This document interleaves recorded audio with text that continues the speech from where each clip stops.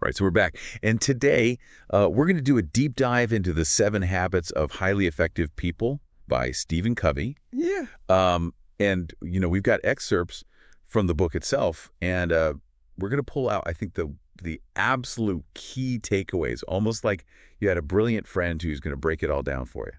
Yeah, it's interesting how Covey starts by kind of challenging this whole idea of those quick fix self-help techniques. He makes this argument that they often fail because they're only addressing the superficial level stuff, not the deeper roots of our challenges. Yeah, he really brings that home with that story about his son struggling in baseball. Exactly. He tried all the usual things, pep talks, extra practice, even positive visualization, but nothing really seemed to work. Yeah, and what's so fascinating is that breakthrough came when they shifted their own paradigm, like their own perception of their son, and they realized they were projecting their own insecurities and anxieties onto him, which of course affected his performance. So it's almost like they were giving him a perfectly good map, but for the wrong city altogether. That's a great analogy. No wonder he was getting lost. Yeah, and it ties directly into Covey's distinction between the character ethic and the personality ethic.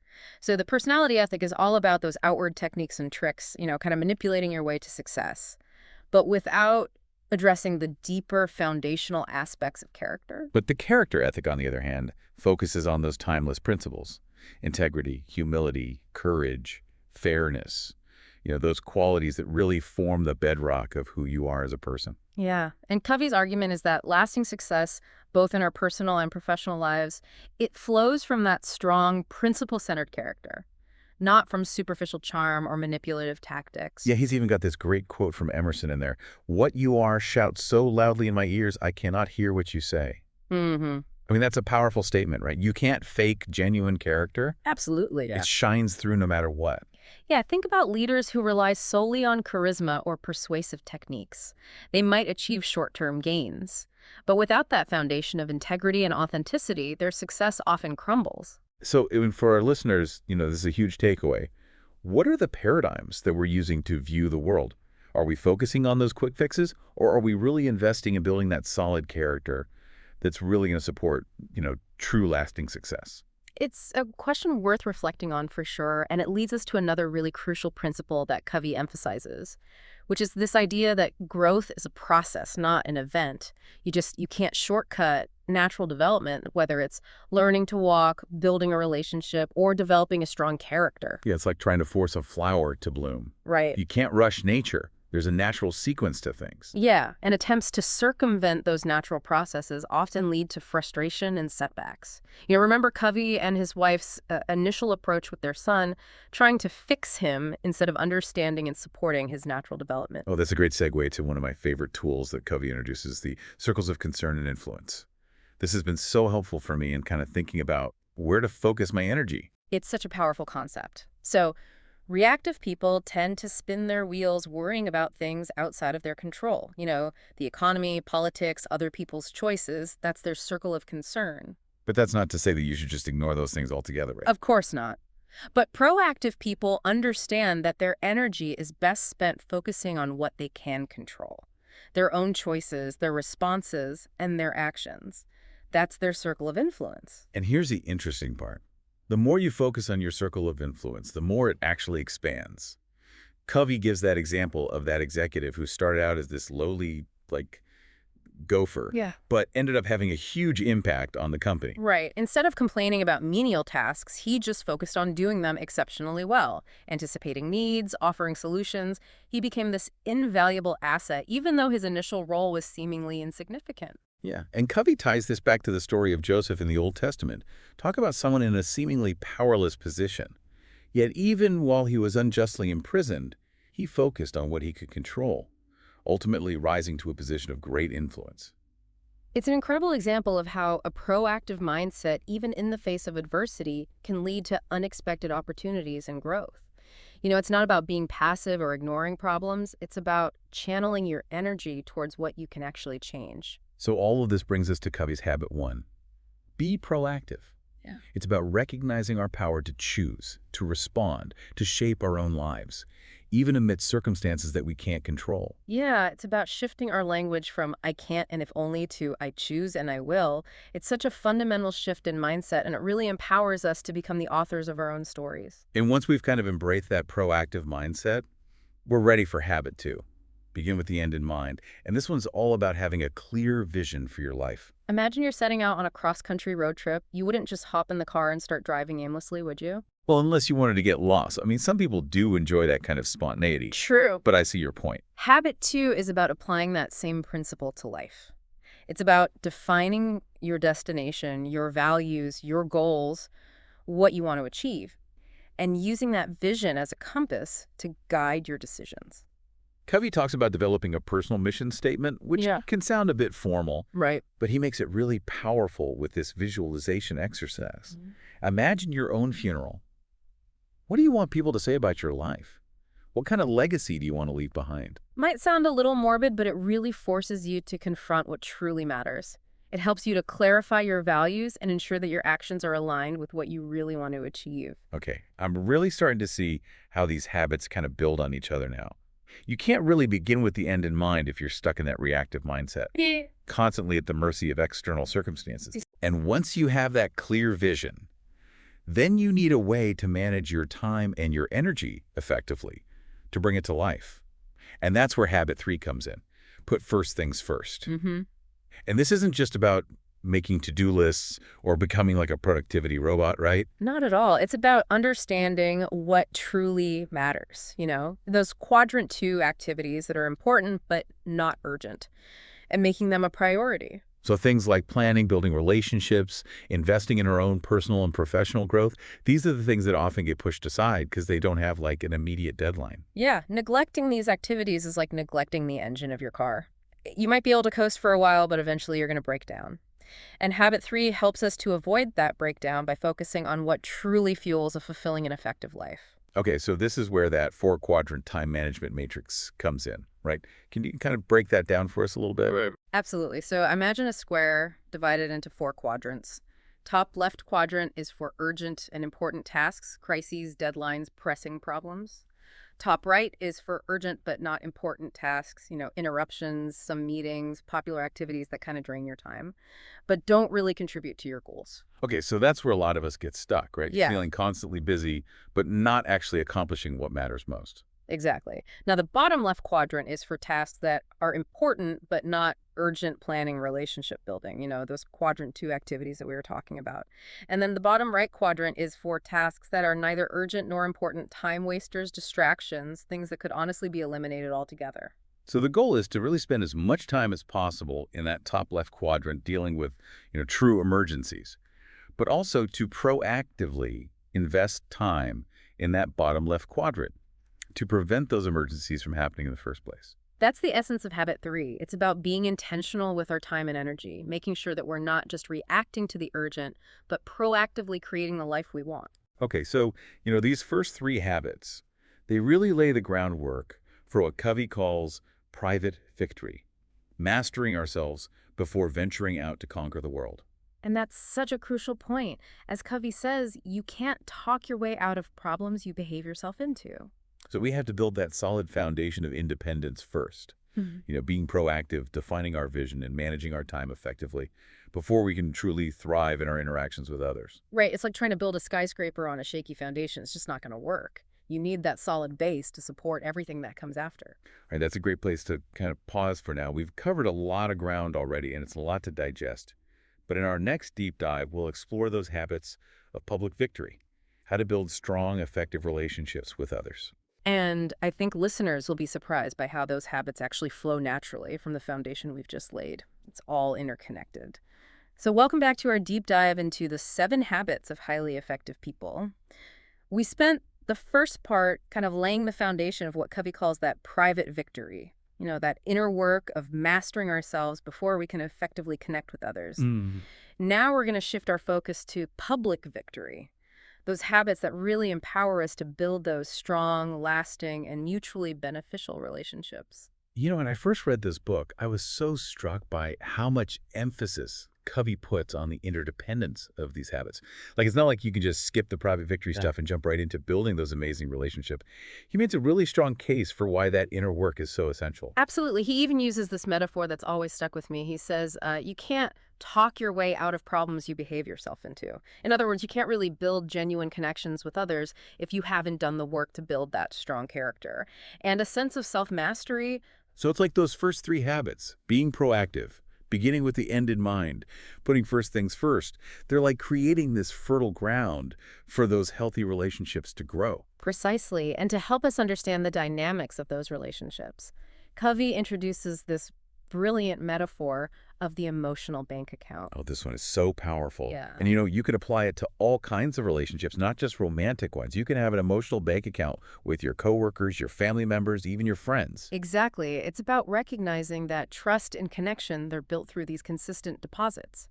Acts of kindness, understanding, keeping commitments, apologizing when we make mistakes. And just like a financial bank account, Yeah. those withdrawals, those moments of unkindness, betrayal, or neglect, they really chip away at the balance. Yeah, it's a constant give and take, and the health of our relationships really depends on whether those accounts are full of trust or, running on empty. It really makes you think about your own interactions, doesn't it? Like, am I making enough deposits in the emotional bank accounts of the people who matter most to me? Or am I unknowingly making too many withdrawals? It's a question worth asking ourselves regularly, and it leads perfectly into habit 4, think win-win. Okay, this one can be tough, especially in a world that often feels so competitive and adversarial. But Covey really argues that it is possible to create those situations where everyone benefits, where we're not constantly fighting over scraps, but collaborating to create abundance. Yeah, he contrasts win-win with the win-lose paradigm, which is so pervasive in our society. It's that zero-sum game mentality, where one person's success has to come at the expense of another. But Covey argues that that's a false dichotomy. Like there's a third way, a way to create solutions that are mutually beneficial, where everyone feels good about the outcome and committed to the action plan. He lays out 6 paradigms of human interaction: win-win, win-lose, lose-win, lose-lose-win, and win-win or no deal. Wow, that's a lot to keep track of. It is, but, understanding these paradigms can be so helpful in navigating those complex interpersonal situations. It gives you a framework for analyzing the dynamics at play and figuring out the best approach. So like if you're dealing with someone who's deeply entrenched in that win-lose mentality, trying to force a win-win outcome might not be realistic or productive. Right. That's where the no deal option comes in. It's about recognizing that sometimes it's actually better to walk away from a situation where a mutually beneficial solution just isn't possible. It's about protecting your own interests and not getting sucked into a toxic dynamic. Makes sense. But when both parties are genuinely committed to win-win, it can lead to such incredible outcomes. It fosters collaboration, creativity, and a sense of, shared success. And I think it starts with that abundance mentality that Covey talks about.